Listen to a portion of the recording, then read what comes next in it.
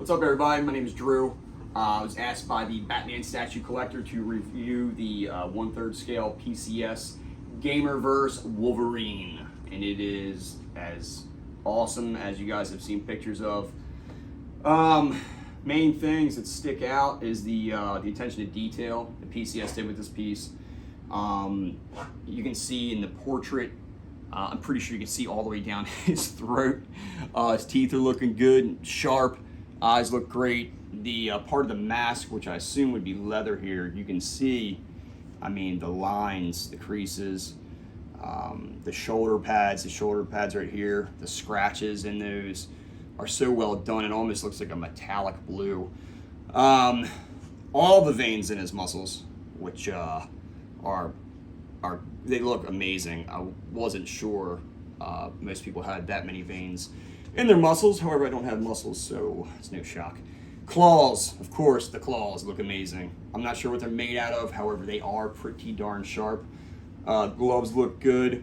All the detail in there. The texture of the suit, as you can see, the lines throughout his suit, his musculature looks very good.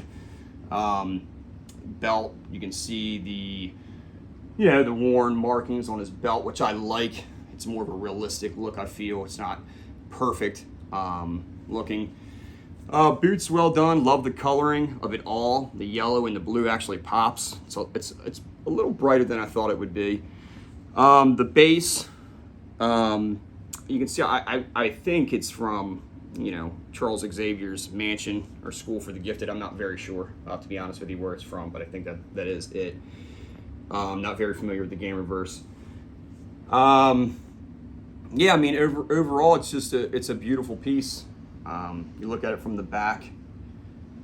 The musculature in his back is very well done. The wrought iron fencing, I'm guessing, is what that is where I really started to have a problem with the piece. It's very hard to get in, and it's also, as you can see, it doesn't even look like it's in there good. The material feels kind of cheap, I'm not gonna lie. And also, if you look right here, there's actually what appears to be a key-in slot, but there's no hole. So I don't know if that was supposed to be scrapped or what, but that is very odd.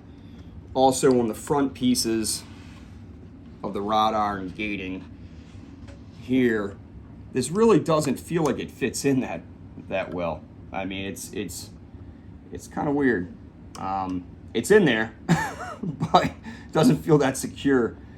Also, one thing I wanted to point out to everyone who's going to buy this piece is when I take it off of here, which I can try to do now. One thing that is a concern is that, nothing touches it, fine, but something gives it a little nudge. I mean, this back part, look, I mean, that's not it's an expensive statue. So I don't know if, the community's, gonna be up in arms about this, and maybe they try to add a piece like they did with, Batman up there from Prime 1 with the column. Maybe it doesn't need it. Maybe I'm just super nervous. But yeah, that's as far as negatives, I mean, that's it. Outside of that, it's beautiful.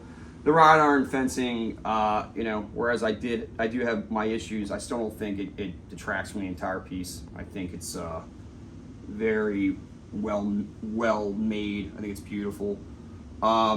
Before I do forget, there's also a neck seam with the portrait. Whereas I don't know how many people are going to be looking back here, but there is a pretty good seam back there. I mean, his head's snug on. And last but not least, this does come with two portraits. You have the snarling one, the aggressive one, which I prefer, and also you have this one, which does also look phenomenal. But it reminds me too much of the Sideshow piece that I have back here. Same kind of face, same kind of ordeal. that is it. I appreciate you guys taking the time to check this out with me. And thank you to Chris for reaching out. I appreciate it. And thanks for all the hard work he puts in showing us all these awesome statues. Thanks, guys.